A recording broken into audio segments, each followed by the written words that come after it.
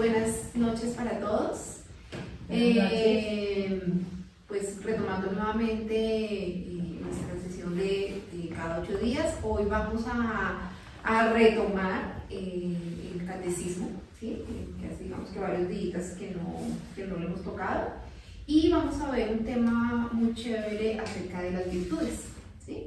Entonces vamos a comenzar invocando al Espíritu Santo para que sea el que nos dé la luz para estar reunidos. En el nombre del Padre, del Hijo y del Espíritu Santo. Amén. Papito Dios, te damos gracias porque solamente tú es el que nos mueve y nos permite estar nuevamente en esta reunión. Te pedimos, Dios, por favor, que envíes a tu Santo Espíritu para que esté en la boca de todos los que hoy vamos a proclamar tu palabra, para que abras el entendimiento de todos, para que por favor agudices nuestros sentidos, para que a nuestros oídos llegue lo que tú quieres que llegue y como tú quieres que llegue, para que vaya a nuestro corazón y finalmente salga a través de nuestra boca y de nuestras actitudes, para que transformemos nuestra vida y seamos un evangelio vivo para que muchas personas quieran conocerte y acercarse a ti. Amén. Amén.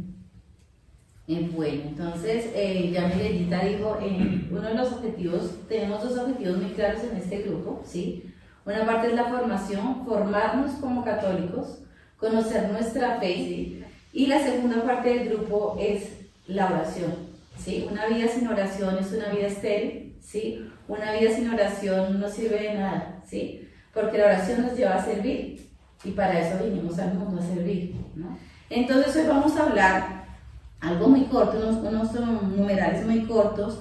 Jesucristo, Hijo único, nuestro Señor. Vamos a hablar de esos nombres. Vamos a hablar de esos 4 nombres que le damos a nuestro Señor, ¿de acuerdo? El primer nombre es Jesús, ¿cierto?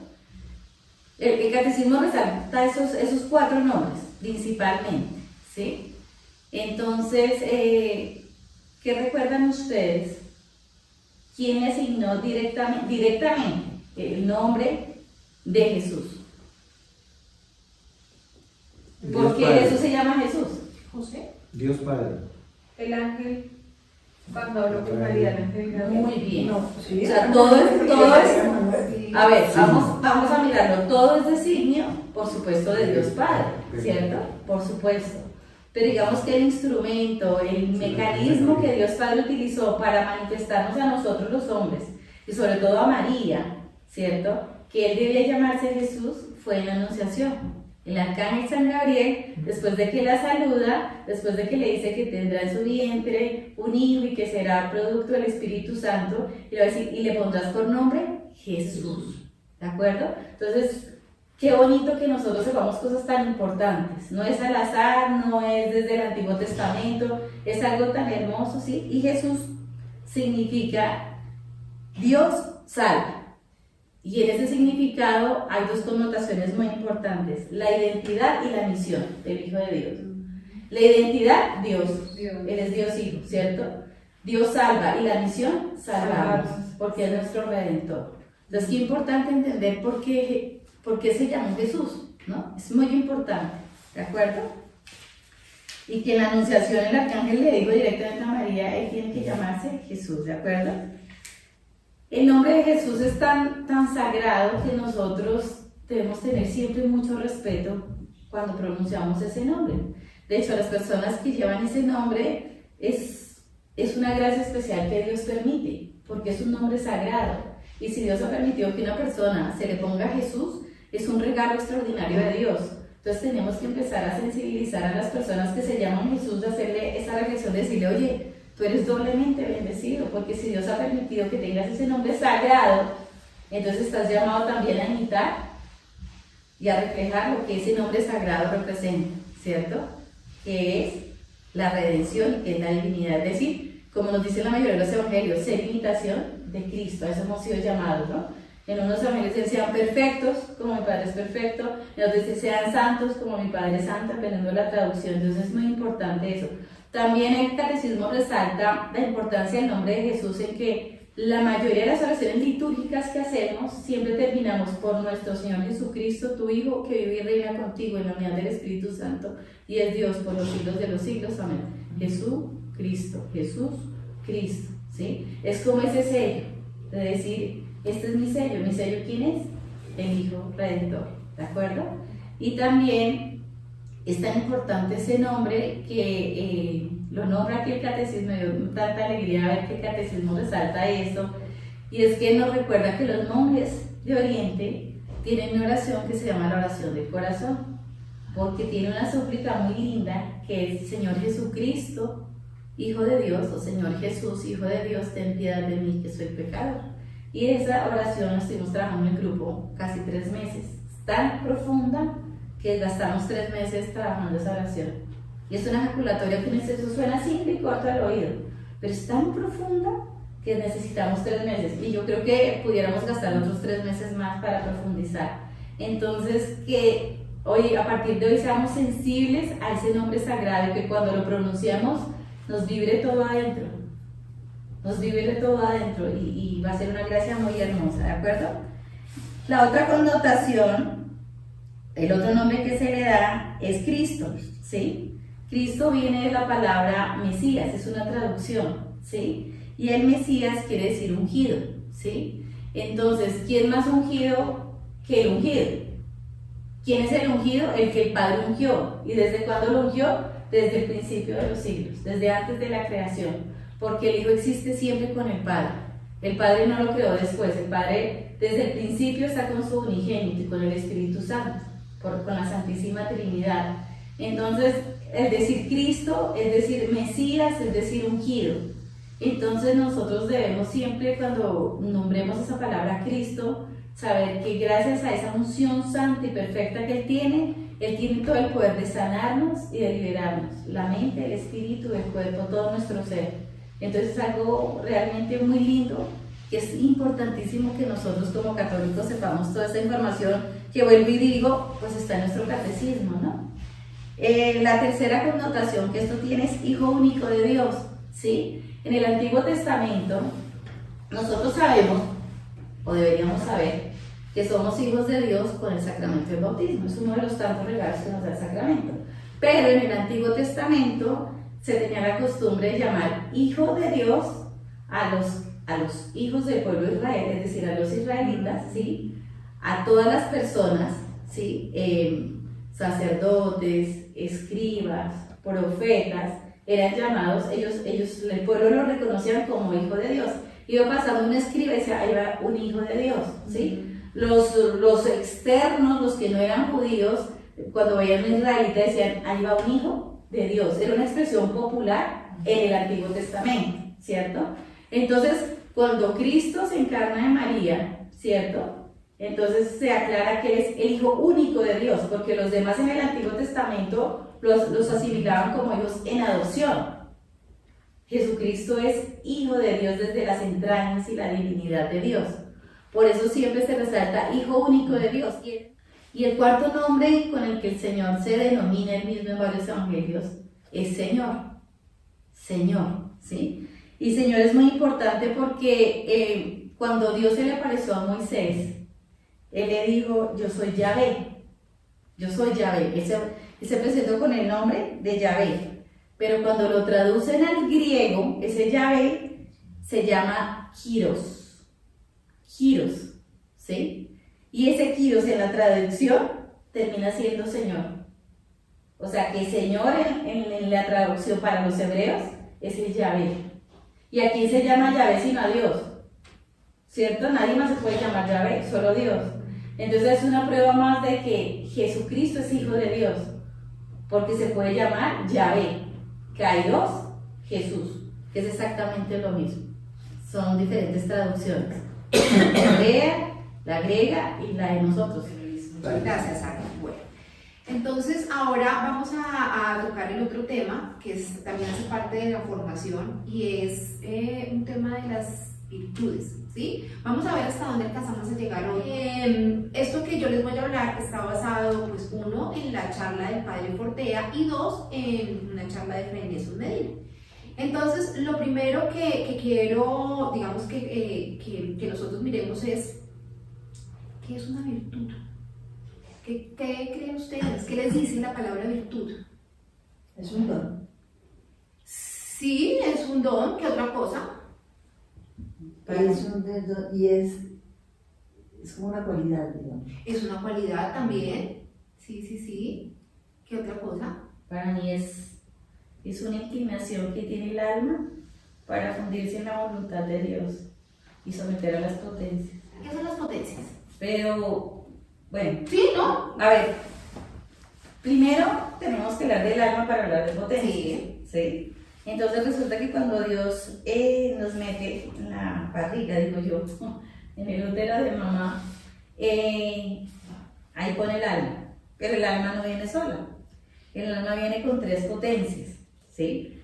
Llamémoslo herramientas, instrumentos, ayudas, colaboraciones, pongámosle el nombre. A mí siempre me ha gustado usar el vocabulario sencillo y el lenguaje sencillo para que vamos a entender, ¿sí? A veces el lenguaje teológico es muy complejo y no ayuda como a avanzar, ¿sí? Entonces, el alma viene con 3 potencias. O sea, el alma no es boba, el alma es un ser animado, vivo, que tiene 3 elementos fundamentales: memoria, entendimiento y voluntad. Yo no sé si ustedes sabían eso, pero es importantísimo que nosotros sepamos, nuestra alma no es un ente, no es una cosa ahí que uno le dice alma, no. Miren la importancia de esas tres potencias. La memoria. ¿Qué quiere decir? Que recuerda, el alma siempre va a recordar todo lo que pasó en este mundo. Por eso las almas cuando se van de este mundo recuerdan. Un alma cuando se desprende del cuerpo recuerda, no queda en blanco, no queda en vacío. Es decir, y yo cuál tierra, cuál familia, cuál no sé qué. ¿Por qué? Porque tiene memoria, el alma, no el cuerpo, no el cerebro. Yo no estoy hablando de la memoria del cerebro, ¿sí? Voluntad, el alma es libre.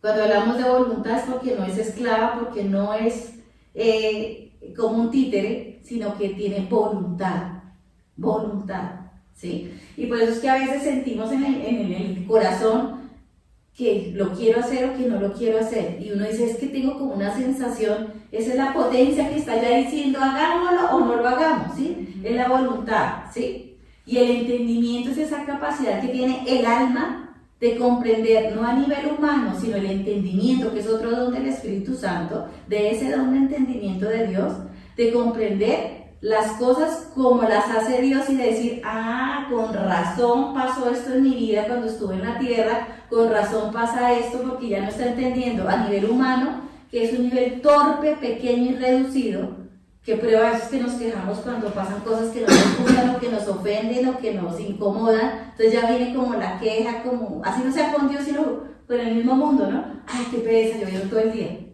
O sea, ahí ya hay una inconformidad, ¿sí? ¿Por qué? Porque mi entendimiento de que hoy esté lloviendo es a nivel humano, más no es el entendimiento de Dios. El alma trasciende ese entendimiento humano y va a algo espiritual y sublime, que es un misterio y que hay que pedirlo y hay que desarrollarlo. ¿Sí me hago entender? Entonces, con esos 3 elementos, ¿sí? El alma siempre va a estar dentro de nosotros y fuera de nosotros. Y el alma, cuando vaya al cielo o al infierno o al estado de purgación, a donde los caminos que tenga que recorrer, siempre es parte del alma esas 3 cosas. Entonces, un alma que va al infierno, va a recordar toda la eternidad por qué se fue al infierno. No entender, sí. Y va a recordar primero por qué se fue al infierno. Un alma que llega y va a decir, ¿qué hago yo aquí?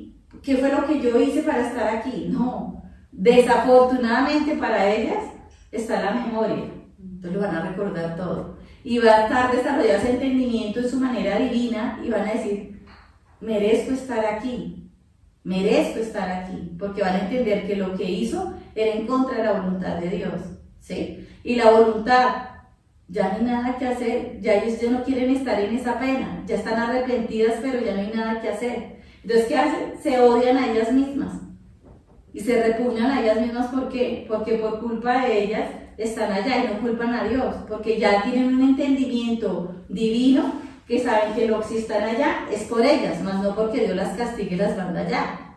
En cambio, ir al cielo sí es una gracia, porque nadie, por más bueno que sea, nadie merece ir al cielo, es un regalo de Dios. Esas 3 potencias son fundamentales en la vida de cualquier persona, tanto espiritual, son unas palancas, unas bases espirituales que nosotros tenemos que empezar a dialogar con nuestra alma si no lo hemos hecho. Es decir, alma mía, vamos juntas. Yo por lo menos tengo una costumbre que me encanta y es que cuando se va a proclamar, o sea, cuando estamos en la liturgia de la palabra en la Eucaristía, yo, cuando empieza la primera lectura, yo le digo a mi alma, alma mía, prestemos atención, alma mía, escuchemos, ¿sí? O sea, yo invito a mi alma a que ambas estemos atentas, yo con mi entendimiento humano y ella con el entendimiento divino, porque a mí me conviene que ella, que es más que yo, con un entendimiento divino, clave en mi corazón lo que realmente Dios me quiere soplar a través de la liturgia de la palabra. ¿Sí me voy a entender? El caso mío solo pongo un ejemplo sencillo, ¿sí? O sea, es compartir más con mi alma, porque vuelvo y les digo, es un ser, y es un ser vivo, un ser consciente, o sea, no es una cosa que yo tenga un teléfono y metí un objeto, no. Entonces tenemos que empezar a tener esa intimidad con el alma, y eso nos mueve a hacer el bien. El alma nos mueve a hacer el bien. Lo que pasa es que, ¿qué hacemos con el pecado? La amarramos con cadenas. Pensemos que estamos cogiendo el alma y la estamos vendando y amarrando y con cadenas. Eso es lo que hacemos con el pecado. Entonces, cuando tenemos el alma sometida, ¿cierto? Entonces nosotros decimos, no, o sea, las personas, digamos, que hacen el mal, un sicario, por decir algo, ¿no? De pronto ellos conscientemente puede que no tengan arrepentimiento, y uno cuando los ve en esas entrevistas dice cómo se ríe, mató a la hija y crece como una lechuga en ese juicio, o sea, uno se escandaliza de ver, claro, pero es que el pecado vuelve el corazón de piedra y tienen esas almas anuladas. Entonces esa bondad de Dios no es que se haya ido, es que la tienen cercenada adentro. Entonces, ¿qué es lo que hace la oración? La oración lo que nos ayuda a hacer es a expandir el alma, a darle fuerza al alma, y nosotros deberíamos dejarnos gobernar de nuestra alma. Por eso muchos, los padres del desierto, muchos años atrás decían cosas tan sabias que yo ahorita ni las nombran y muchas veces las niegan, ¿no? Y es que tenemos tres enemigos, el mundo, el demonio y la carne, ¿cierto? Y eso es una realidad. Y la carne es nuestro propio cuerpo. Y uno dice, pero ¿cómo mi cuerpo es mi enemigo? Esto es absurdo. Si Dios me dio mi cuerpo, claro, humanamente Dios te dio el cuerpo para que lo cuides, para que lo ames, ¿cierto? Pero si yo empiezo a tener lujuria, a masturbarme, a ser gulosa, a ponerme tatuajes, a hacer, ¿qué estoy haciendo con mi cuerpo? Estoy dañando mi cuerpo. Y mi cuerpo está cogiendo la carne. Jesús le dice a las escrituras, la carne está cogiendo fuerza. Entonces, si la carne coge fuerza, el alma se debilita. Y si el alma coge fuerza, la carne se debilita. Por eso es tan importante hacer ayuno, penitencia y mortificación, para ayudar al alma a salir y bajar el cuerpo. Sí, y de eso lo hemos hablado también. O el objetivo mínimo sería que tuviéramos un balance, pero los grandes santos tienen el alma aquí y el cuerpo aquí. Y nosotros por lo menos pretendamos estar como en esa igualdad, ¿de acuerdo? Entonces, digamos que yo vuelvo a definir las virtudes como eso, una inclinación que nos da Dios a hacer la voluntad de Él sometiendo esas potencias. Es decir, que yo le voy a decir a mi alma, oiga, sí, hagamos eso. Yo, Adriana humana, cognitiva, con mi cerebro humano, le voy a decir a mi alma, sabes que estamos de acuerdo, hagámoslo. Y la lucha, ustedes, yo no sé si lo han sentido, yo sé que sí, que a veces uno dice, es que parece que hubieran dos Adrianas, como una buena y una mala. Es que parece que es que una Melba buena y una mala, es que una Milena buena y una mala, ¿cierto? Una Milena buena. Esa es una lucha interna que tenemos, pero en conclusión es eso que les llamamos como la misma persona buena y mala, con la idea y con la acción y la palabra, eso es lo que pasa dentro de la lucha del alma con el cuerpo, ¿sí? Cuando los ponemos en sintonía, es que somos santos. Cuando ponemos en sintonía, porque Dios no quiere que despreciemos el cuerpo ni lo maltratemos, pero sí que lo tengamos en sintonía, que lo amemos, porque el cuerpo es ¿qué? Templo del Espíritu Santo. No hay que aborrecer el cuerpo, no hay que maltratarlo, pero hay que educarlo. El cuerpo es como un niño malcriado, tenemos que educarlo y frenarlo a veces y decirle, no señor, educarlo, ¿de acuerdo? Es más o menos eso para no salirme. El pecado te nubla la razón y tú ves en el pecado todo bien. Como diría un sacerdote hace menos de 8 días, Santa Teresa de Ávila duró 20 años confesándose de una manera que ella no se sentía tranquila. ¿Por qué? Porque los sacerdotes a los pecados graves le decían que eran veniales, y a los pecados veniales para ella le decía, eso no es pecado. Entonces obviamente hay que tener cuidado. Eso está pasando. Pero nosotros lo que estamos haciendo es simplemente eso. Está pasando. La escritura y la tradición. Entonces otra cosa que también uno puede hacer es tratar simplemente pues por conocimiento, por tener intelecto y conocer un poquito más, también puede ser, ¿no? Y decidir, yo tomo mis decisiones. Y el Señor, eso es lo bonito del Señor, la decisión es mía, no es que te voy a forzar, no. Pero si uno me cuenta que la oración, el Espíritu lo levanta y lo eleva, sí estoy de acuerdo con tú. Y yo los invito a orar por los sacerdotes. Estamos en un tiempo terriblemente Difícil. feo. Siempre ha existido la maldad en todos lados, ¿no? En la iglesia, en los sacerdotes, en el matrimonio, en la familia, en los gobernantes. O sea, en todo lado en la historia del tiempo de la creación siempre ha existido la maldad, ¿no? Pero digamos que ahora esta maldad está más al descubierto, más sobre la mesa que antes de pronto, ¿cierto? Y estamos viendo que en nuestra iglesia se están cometiendo faltas gravísimas en cabeza de obispos, en cabeza de sacerdotes.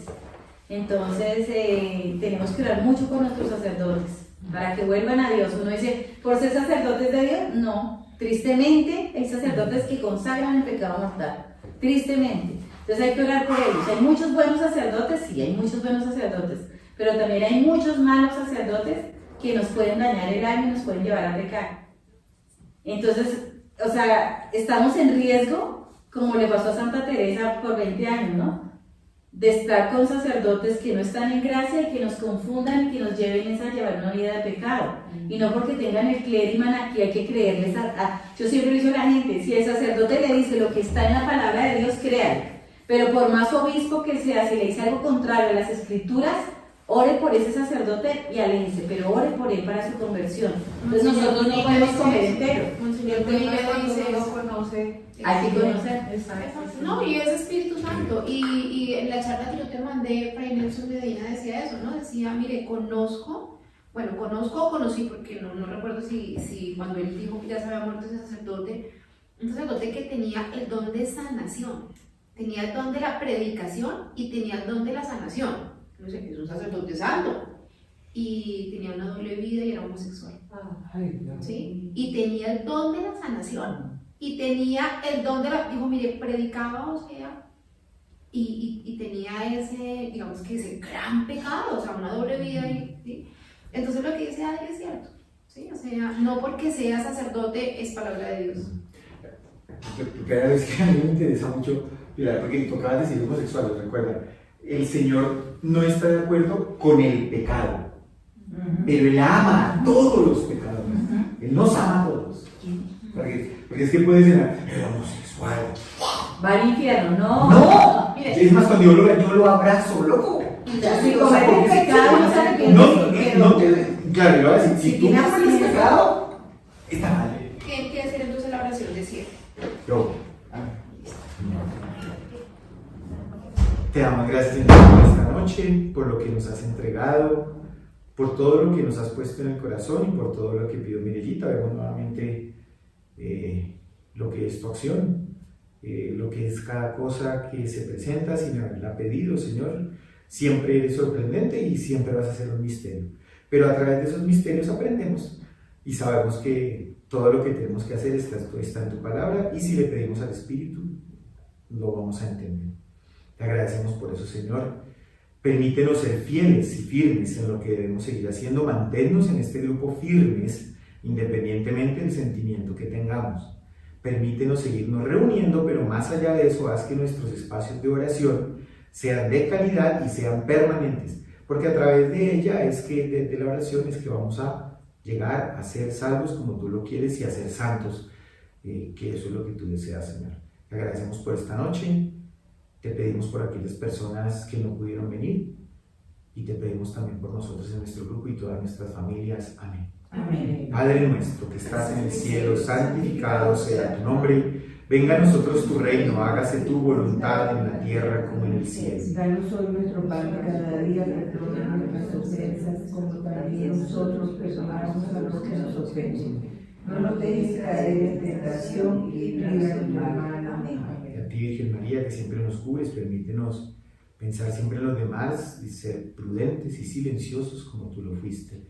Dios te salve María, llena eres de gracia, el Señor es contigo. Bendita tú eres entre todas las mujeres y bendito es el fruto de tu vientre, Jesús. Santa María, Madre de Dios, ruega por nosotros los pecadores, ahora y en la hora de nuestra muerte. Amén. Gloria al Padre, al Hijo y al Espíritu Santo. Como era en el principio, ahora y siempre, por los siglos de los siglos. Amén. Dulce Madre, No te alejes, tu vista tu vida de de nosotros nosotros no no apartes. apartes. Ven con nosotros a todas partes y solo nunca nos dejes. Y ya que nos amas tanto como verdadera Madre, haz que nos bendiga el Padre, el Hijo y el Espíritu Santo. Amén.